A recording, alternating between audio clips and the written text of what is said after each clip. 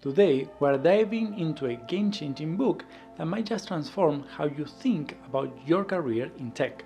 Let's talk about So Good They Can Ignore You by Cal Newport. Hey there, if you're new here, I spent over a decade in software development, with the past 7 years in leadership and the last 4 coaching technical leaders. Let's begin the video. The book actually starts by challenging Steve Jobs' famous "follow your passion" advice. Here's the plot twist. Jobs himself didn't follow his passion. While everyone thinks he was born passionate about technology, his early passion was actually becoming a Zen master. Imagine a parallel universe where Jobs stuck to that passion. We might all be using Zen phones instead of iPhones. Not funny? Okay, let's move on. Cal opens the book with the story about Thomas, who perfectly represents what not to do. This guy went on a world passion-finding mission, teaching English in Korea, traveling through China, Tibet, and Africa, and even becoming a Zen monk in a temple. Spoiler alert, after all that soul-searching, he was right back where he started. It's like watching someone trying to find their keys while holding them. Newport shares that the book's titles come from Stephen Martin's appearance on a show. When asked about career advice, instead of giving the usual "here's how to get an agent," Martin just said, "Be so good they can ignore you." It's like asking for the secret to becoming a millionaire and getting "make a lot of money" as an answer. Technically correct, but hilariously unhelpful at first glance. Moving on, Newport introduces the concept of career capital, which works exactly like leveling up in a video game. Level 1, basic skills. Level 2, rare skills. Level 3, valuable skills. Both levels so good they can ignore you. The author then introduces the concept of control traps. The first control trap. This is like quitting your day job and trying to become a Twitch streamer with 0 following and wondering why you're not making millions. You can make money streaming, but you need the skills first. The second control trap. Picture this.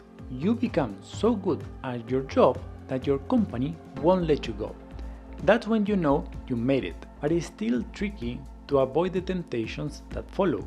For example, more money for more of your time. The author then introduces a third concept, which is useful before you quit your day job to do something you love. Make sure the side projects complies with the law of financial viability. The author mentioned that he got this gem from Derek Sivers. Do what people are willing to pay for. It's like that friend who wants to start a business selling left-handed spoons. Sometimes you need to check if there is actually a market first. Newport mentions that if you want to keep learning, you need to adopt the craftsman mindset, which could be summarized in the following way. Focus on becoming better instead of finding your true calling. Treat your skills like a craft that needs constant refinement. Build your technical expertise deliberately and systematically. Earlier, we mentioned that you need career capital, and here's how you can build it as a tech lead. Master your tech stack. Develop rare and valuable skills. Build a reputation for excellence. Create value for your team and organization. Build your leadership capabilities. When you think you made progress on your career capital, start making small changes to create a job that aligns with your values and objectives. Notice that here I'm not recommending that you change jobs, just adapt the current one. First, test the waters. For example, ask your boss for more freedom. Make small bets.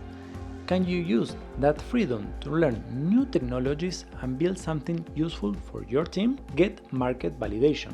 Gather feedback from the users. Scale what works. From what you learn, build something else. Can you keep doing this until you transform your job into something you truly enjoy? Newport reveals that job satisfaction comes from 3 key elements: autonomy, control over your work, competence, being really good at what you do, and relentlessness, connecting with others. And that is the reason Cal Newport believes that instead of following your passion, you should be so good they can ignore you. I made another video about a different book that I think you will like. Wow, if you made it this far, you are a legend. I am in process of creating an online course for tech leads. Do you think you'll be interested? Are there any topics you think I should include? Let me know in the comments. Thanks for watching and see you in the next one.